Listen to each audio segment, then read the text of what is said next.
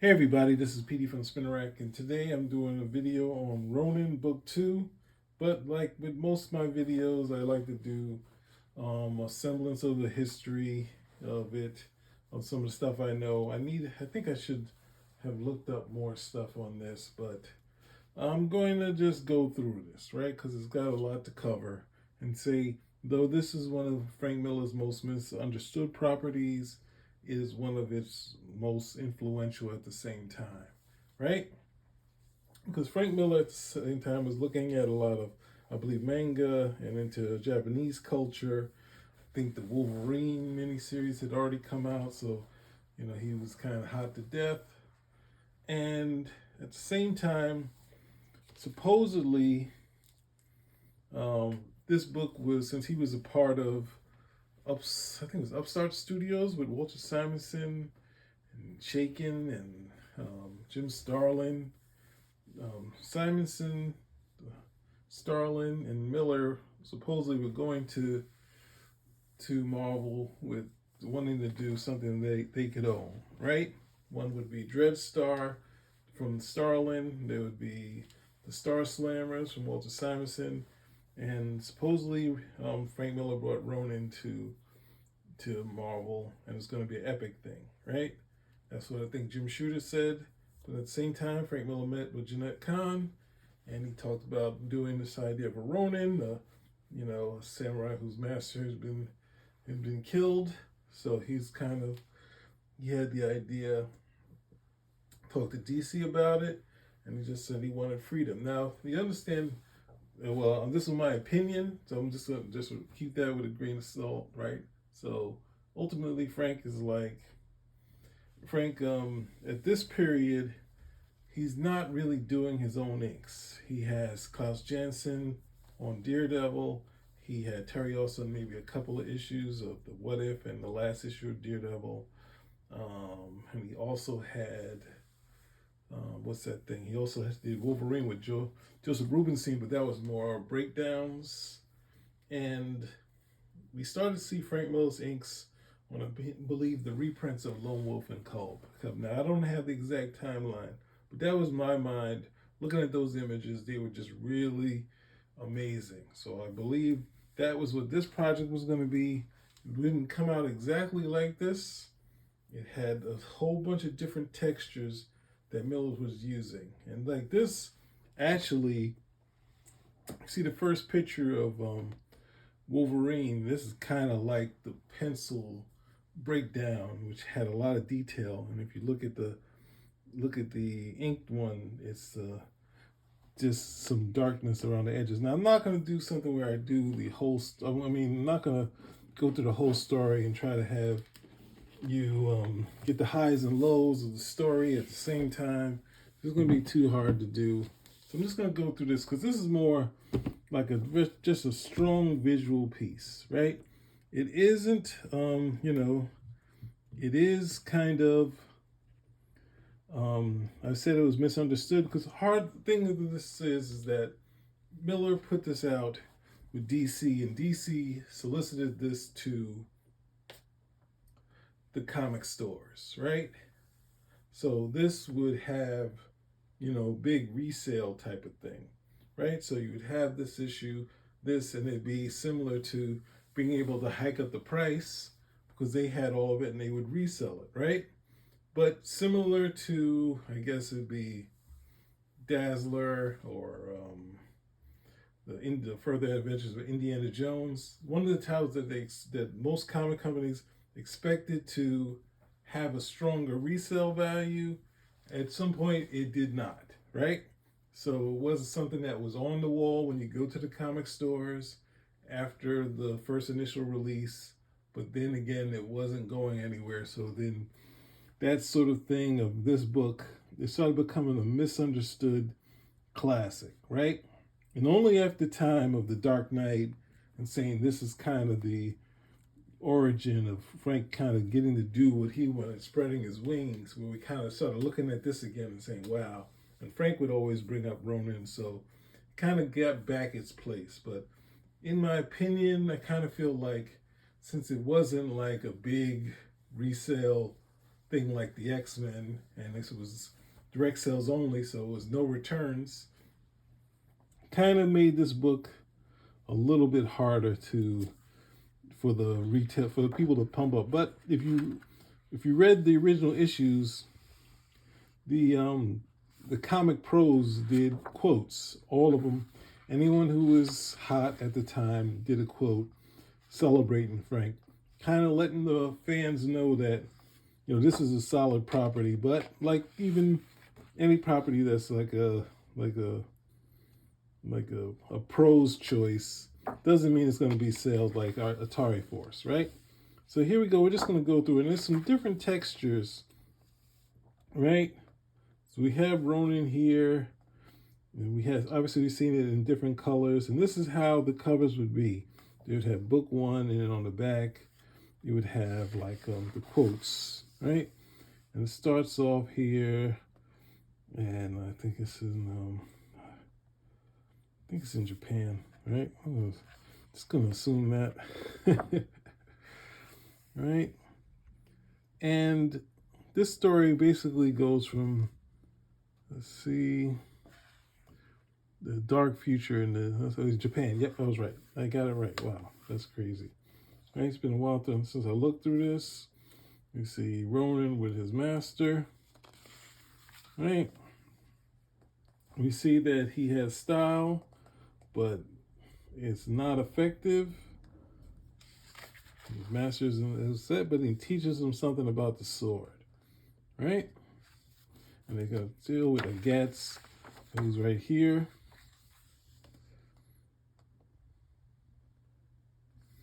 You see, while the student is having some time, realizes that Agatz has gotten his master, and he's too powerful for him.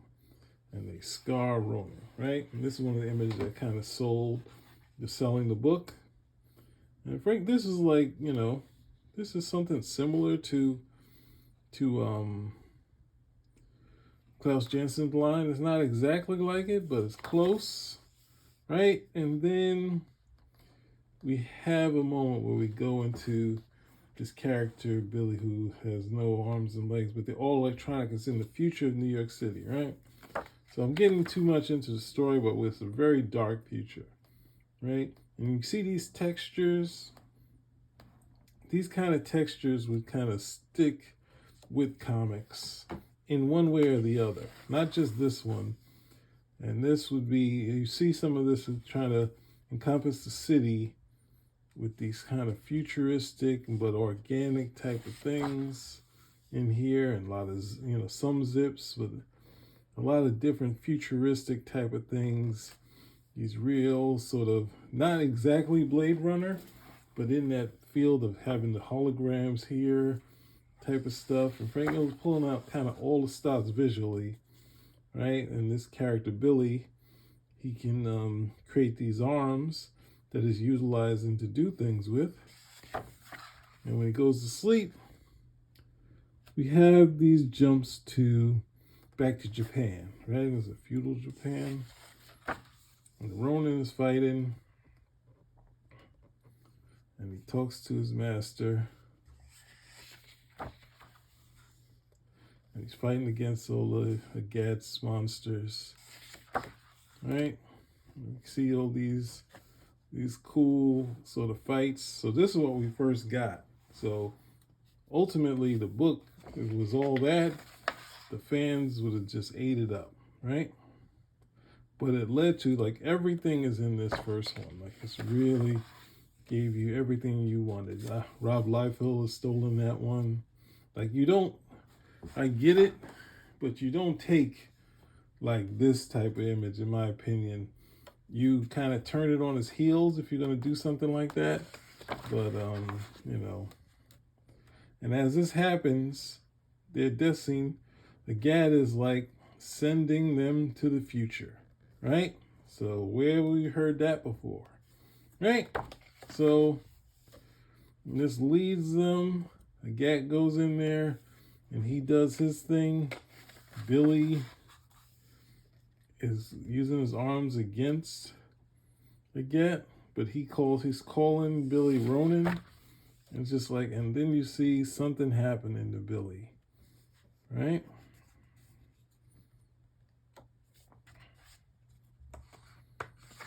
So it goes from this sort of samurai Ronin thing to this futuristic thing, and the gat is thrown from that thing, and he goes off to make his future.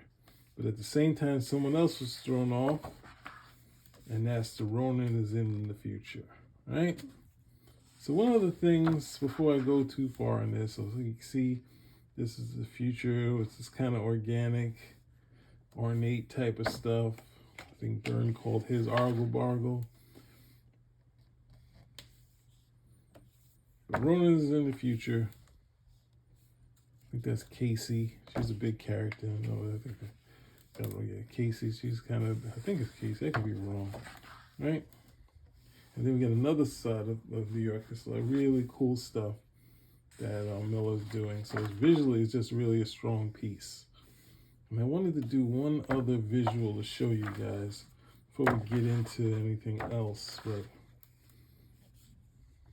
oh man, I'm not sure if that was before Storm. I don't think it is. I think Storm came first, regretfully. I wanted to show you guys another effect before I moved on.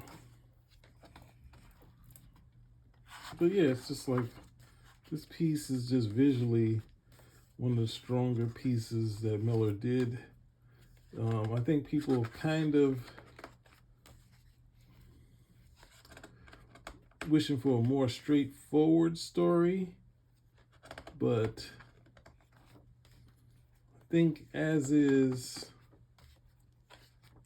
like, see, this is closer to what was in Lone Wolf and Cub, and if you also look at his covers, but it still has a little more detail to it, not as flat, but you just have these sort of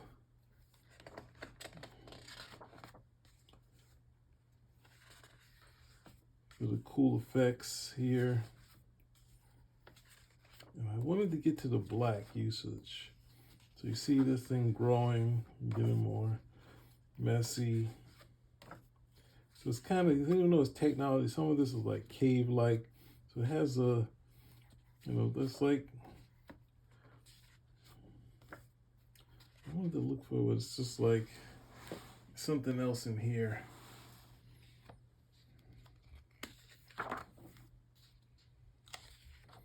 You see the lines start to change as the book goes on, adding different effects to it.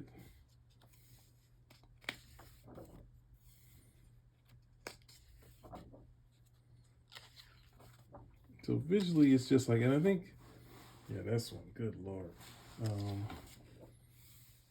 This here. This is this is the last piece.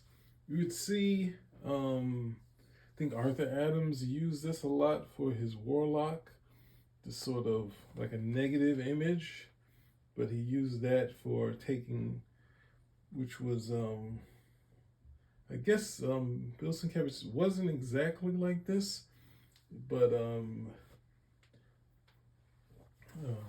Arthur Adams would use this type of deal for his version of Warlock. So you did all that to say, you're saying no, it's not. This is just kind of a mixed up Frank Miller idea that didn't take, that people hyped up, and it got like, what? It's not that big a deal. And why did I say it is a big deal? Because there are 5 seasons of Samurai Jack, which is the same premise. It's like Samurai Jack and Yaku, and they have a fight, and Yaku takes him into the future. The only difference is the hook of this story isn't the same, and obviously the animation style stays consistent, whereas Miller was just exploring total freedom, right? So we have Samurai Jack, right? And we have many a comic book, Samurai Jack, and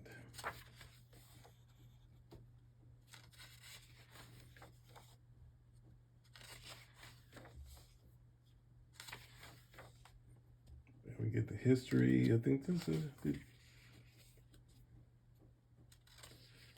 Tartakovsky. Did he draw this one? No, he just wrote it. But I mean, the artists on these stories are pretty consistent on this. You see this longer story of Samurai Jack going up against Yaku and having this big fight with them, right? But then sent to the future. And see, it's basically the same thing. Cartoon 5 seasons. What else? I got a couple other. Before I get to that, I got 2 from the IDW. I can show you like this one. This, so it's keeping more of the earlier part, but he's in the future. So it's just a slight thing. It's really not that much a difference to even note, but it's him versus going to the future in all these different worlds. But since his animation is very clean and very clear. And the biggest influence that Ronin had was on Leo Teenage Mutant Ninja Turtles, right? You say no, and I say yes. Because though they say they organically sat together and came up with the Turtles and the Turtles, and then they said they started to parry after they created it. Frank Miller, in an interview, I think Byrne pointed it out, saying that Marvel, all they produce is Teenage Mutant Ninjas. And we somehow get the Teenage Mutant Ninja Turtles, we get the cartoons, movies, animated movies, and even now, the successful Last Ronin, right? Basically, the last story of the Turtles, but I think they're going into another year of the Last Ronin. It's that successful, and I'm all for it. Do it, but we have to give credit where it's due, and you don't get 5 seasons of Samurai Jack, and we don't get the multimedia sensation of the Turtles without Frank Miller and without them kind of spoofing Ronin, right? So we did it. We got through it. That was very long, right? So we're just going to go through Ronin book 2, right? So, and I didn't really give too much story away, but this is kind of done like 300, right? So it starts with a prelude. It's from Frank Miller Presents. I think I showed you guys the ash can, but, of this new company. And Frank Miller did the layouts. Philip Tan did the finish, like the full art, similar to when Klaus Jensen took over the penciling and inking. So Frank does some layouts. Some of it may be rough, but the basic layout is there with these sort of images. And then Philip Tan, who I'd seen around, does a gorgeous job of it, right? So this is the open, starting with a dream with Casey. Right, here we have that sort of organic technology around her, but it's not as nice as it seems. And of course, and he's kind of doing this layout style, which is something that which I always bring up the wide angle screen, but Steranko is kind of the one who brought it back to do storytelling with the double splash page, so doing as a comic book, right? So that's kind of what Miller's gonna do here, and you can print it landscape. So that's the plan, right? Especially pages like this. So right, and we see her touch with the technology, and she starts remember the Ronin, right? All right, and see, we had the scene where the Ronin kills a gat, right?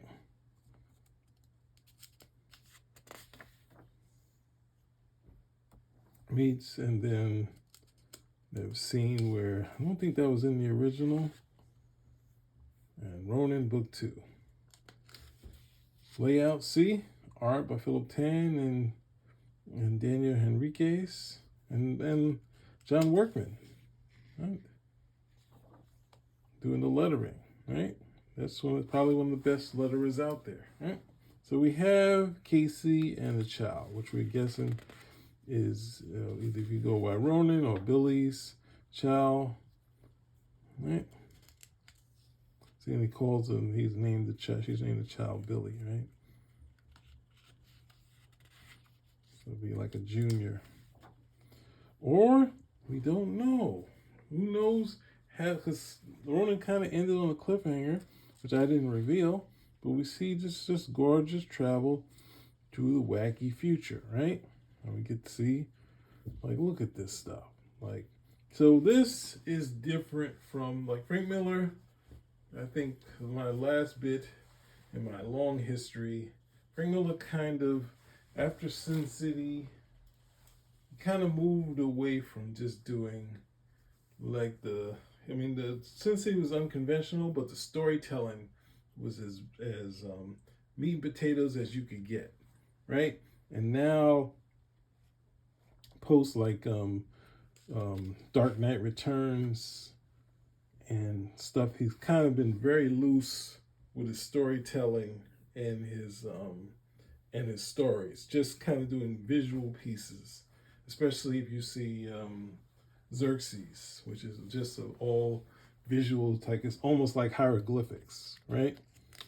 So it's kind of moving away from regular storytelling, but just going with mood and motion. Whereas Sin City was that, but Sin City, the storytelling was just really, it's very straightforward, right? And we see this creature chasing at them. Almost looks like a gat, right? And that creature's here, right? Going after them. And we just get enough, like, when they they get enough money to reprint this in landscape, it's going to be gorgeous. Now, at the same time, I've seen Philip Tan. I don't really have anything of his work, but I mean, whatever gets you to the greats, that's how you got there, and this is getting me to his work, right?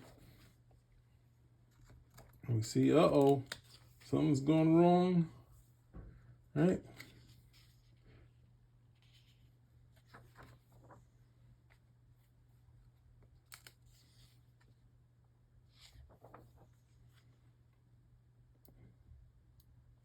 And the baby says he's ready for combat, right? So she tosses the baby in his mouth, right? And some soft place with no bone, and then he does his thing, right? Just stabbing, he falls out. Like, look at that. Like, even though it's a David and Goliath thing, we have the shadow for that to happen. So it's very much real mood sort of piece, but the storytelling is pretty much straightforward, but the story is just a loose, like, framework, right? It's not really giving you too much of this. I think the kayfabe guys had done something on this, but at the same time, I would say it's just, in my opinion, just a strong visual exploration, right? And I think we had artists like Bill Sienkiewicz. I think there's other artists, obviously Steranko, where they just were kind of doing visual kind of explorations. It wasn't really needing to hold on to beginning, middle, and end, right? It would just be kind of exploration with a very loose framework. So, in my opinion, if you saw the kayfabe guys, they were very harsh on Frank Miller's, what they saw of Frank Miller's. I don't know if they did the book, or the whole book, but they were very harsh on it. They kept trying to say, why would people go out and buy this? What is hooking me onto this? And ultimately, as far as the visuals, it is extremely strong. It's not really your conventional type story, but I don't think after the first Sin City, he's gone more unconventional, exploring more sort of visual sort of things as he's going on. But the Sin City stuff, the storytelling, the artwork storytelling, is just a clinic, like almost 7 volumes of pretty much straightforward storytelling outside of the dream sequence in I think it's like the 7th one. But in this Ronin, it's getting back to the very loose sort of storytelling. It's not the hieroglyphics of the Xerxes. I guess I can take a break and show you guys that. This is going to be landscape, right? So let's see. We got this here. We got this here. We got this here.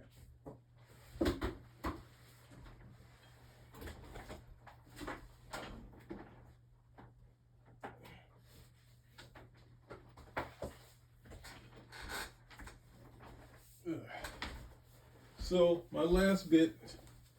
Oh no, sorry about that, guys. My last bit. Show you, which was like one of the last things that Frank Miller did that was really applauded. This 300, right? I've read this thing so many times. I brought this to, I guess I'm gonna go through it later, but this is very straightforward type of storytelling, right? Even though it's double splash pages, it's very much clearer than Steranko's Outland, but it's very straightforward. It's very geometric. But then we have Xerxes, which obviously is Frank after his health struggle. He came back, and I can't say this is a straightforward story, but I can say it's more similar. Whether it's Frank Miller going through something, it's kind of more like hieroglyphics, right? So as we get these kind of rough sort of images that kind of tie together a story, right?